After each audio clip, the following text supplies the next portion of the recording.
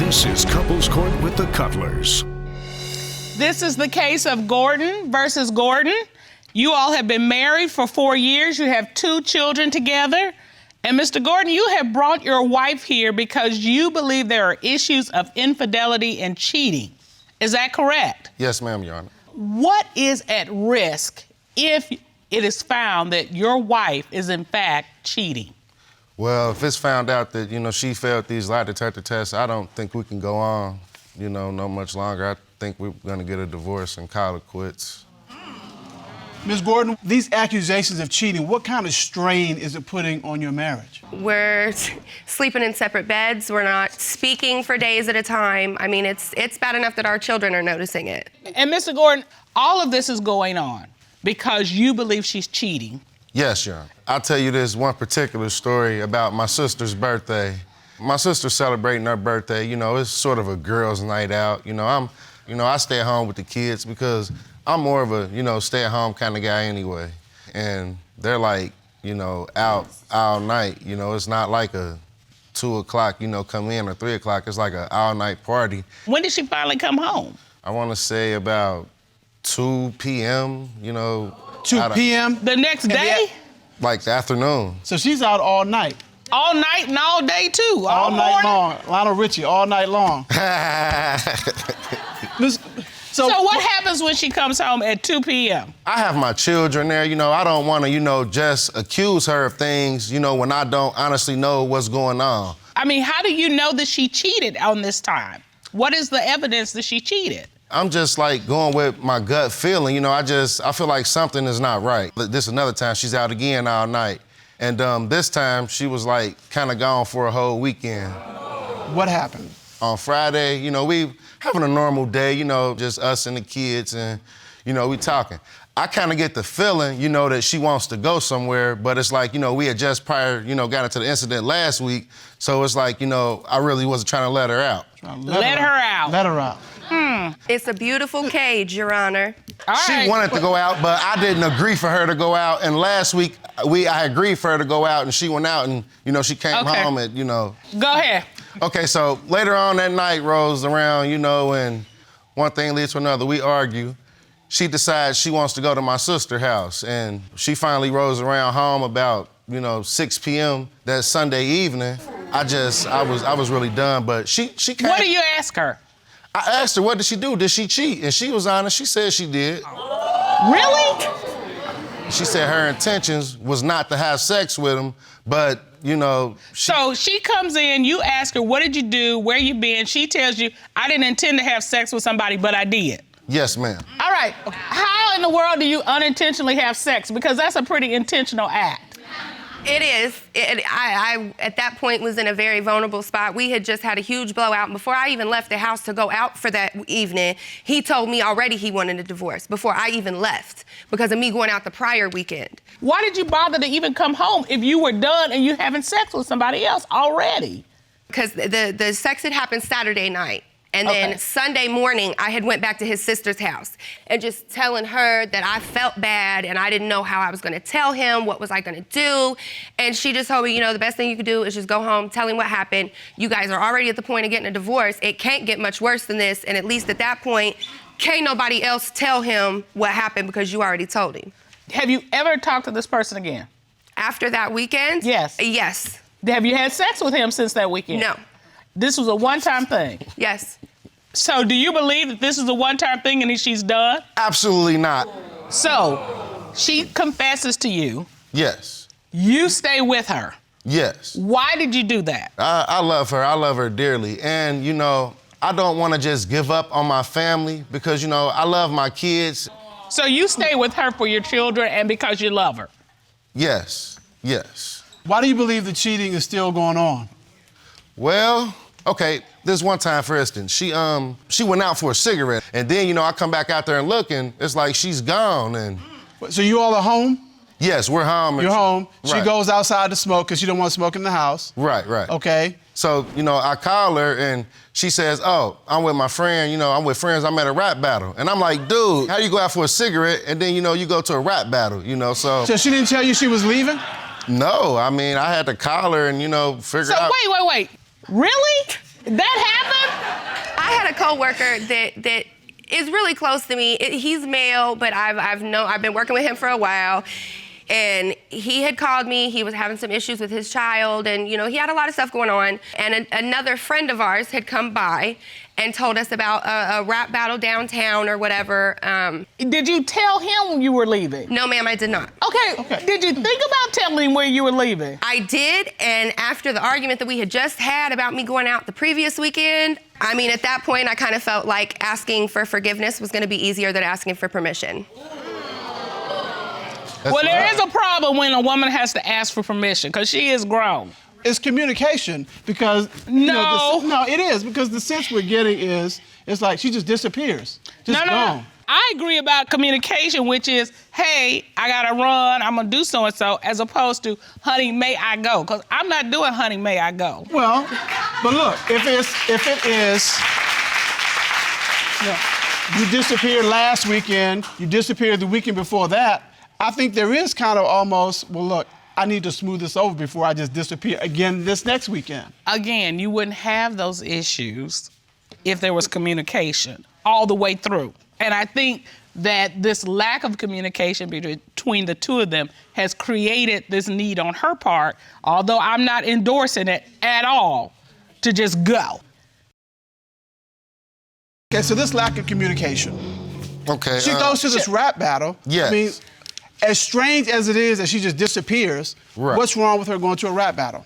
Okay, well, the times don't add up. It takes 20 minutes there, maybe 20 minutes back. Okay, this is the document that you submitted to the court. So Yes. on this document, you give us a timeline. Yes. And you said she went out to smoke cigarette with friends. She was out there about 30 minutes. But to get back and forth from the rap battle would be 48 minutes, correct?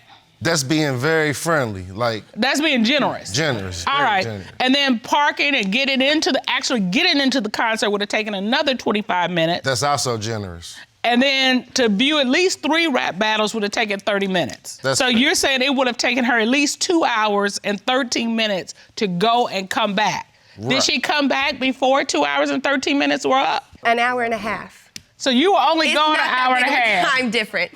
But you're Hour and saying that if she was only gone an hour and a half, there's no way she could have gone to this rap battle. Exactly. I believe she was with the guy still because she's out with these friends, First off, I was with 3-4 other people in a small little 4-door car. By the time we got there, it was already almost over. So we were literally there maybe 15 minutes and left.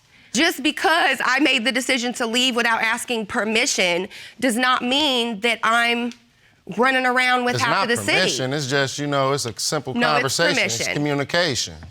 He's a whole warden. It's permission. It's definitely permission. So, Mr. Gordon, is this the only time that Mrs. Gordon has disappeared?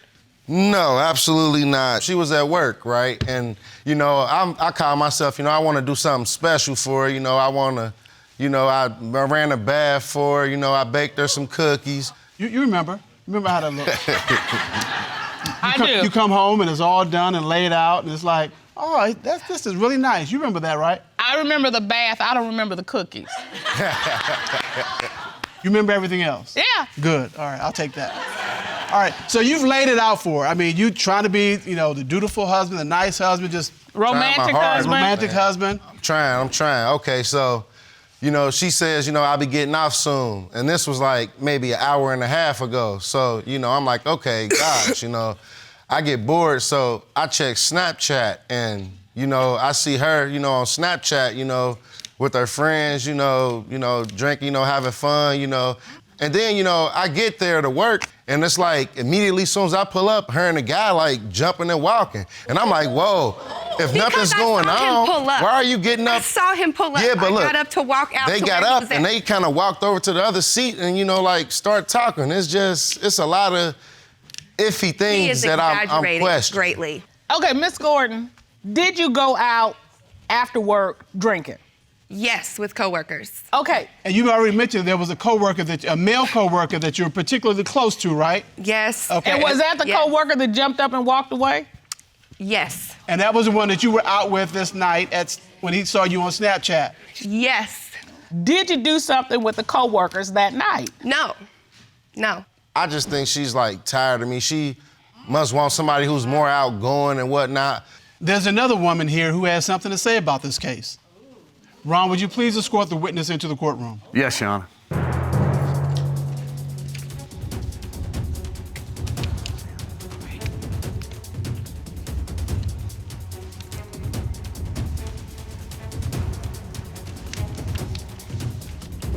State your full name for the court, please. Tykel Cook. Ms. Cook, what is your relationship to the plaintiff, Mr. Gordon? He's my brother.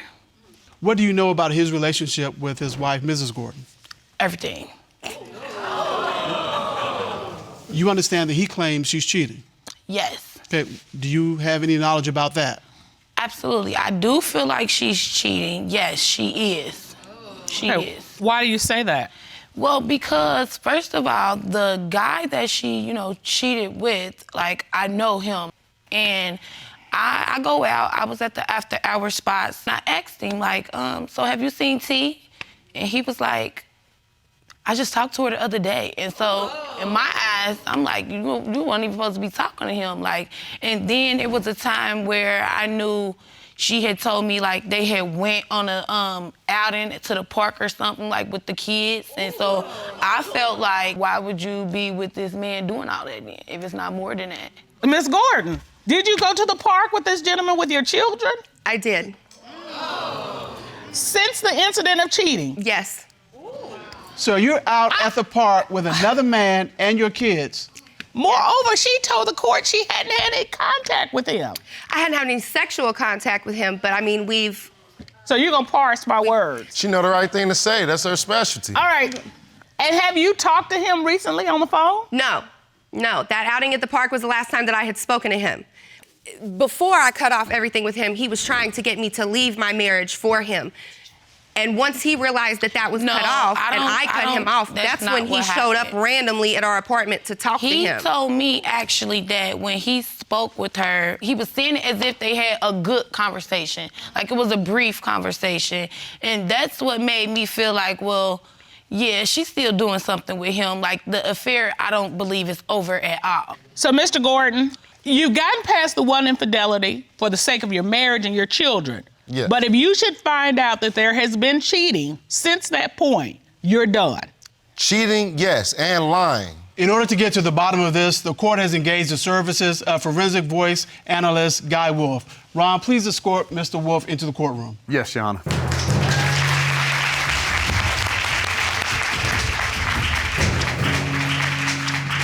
Would you please state your credentials for the court record? Yes, ma'am. I've been in law enforcement for a little over 20 years. I have been a forensic voice analyst for more than 10 years and have performed hundreds of exams. Can you please explain how it works? Yes, ma'am. It operates off of the spoken word. When you speak, you have two frequencies in your voice, and when you tell a lie or you're deceptive, one of them goes away, and it's recorded a certain way on the computer. Ms. Gordon, we're about to find out the truth. Yes, you look sir. a little nervous. I'm just ready to get it over with. Mr. Gordon, are you ready to find out the truth? Yes, I'm gonna take my glasses off for this one. All right, let's take a look at the question that you asked. Since you've been married, other than what your husband is aware of, have you had sexual intercourse with any other man? No. What did the forensic voice analysis determine? What did the forensic voice analysis determine? The forensic voice analysis determined that she was being deceptive, Your Honor. Wow. Ms. Gordon? Other than the one time that we know about, you continued to see that person, didn't you, sexually? Yes. But I had a connection with him that I haven't had with him since we got together, since we got married. I mean, How many times have you been with this man? 3. So, Mr. Gordon, are you going to go forward with the marriage? Are you looking to separate? I want to say no right now, but I really want to think about this and, weigh out all of my options. Well, let's hear what she wants. You You said you want this marriage to work. I do. But I What want the man back that I married. This Okay. is not who I married. You're not going to play the blame game in this court. I take my blame. No, you No. didn't. You waited to come here. You don't get to blame him after it took him bringing you to this courtroom to tell him what he's already felt in his heart for months. But the question is, do you want this marriage to work? Yes. What are you going to do to make it work? I mean, whatever I have to. I'd obviously be more honest at this point, have better communication. What I haven't heard is the magic words, I'm going to stop seeing this other person. That's what I was listening for. I've already stopped seeing him, though. I've already stopped seeing him. I haven't spoken to him in a while. Now, Mr. Gordon, I understand you're like, she has done nothing to earn my trust. And that's why I'm like, where you going, what you doing, how you doing it, what you doing it with. I understand that. But the successful relationship and marriage is built on trust. You aren't going to know where she is 24/7. Because what you're doing, you're substituting trust for knowledge. If I know where she is, if I have my thumb on her, if she's home, I know where she is. That's not trust. That's prison. Now, trust is a two-way street, Ms. Gordon. You got to earn the trust in order for him to give it to you. We have counseling available for you. Please take advantage of it. And as we say in this court, do not cheat yourself out of a chance for a good relationship. Court is adjourned.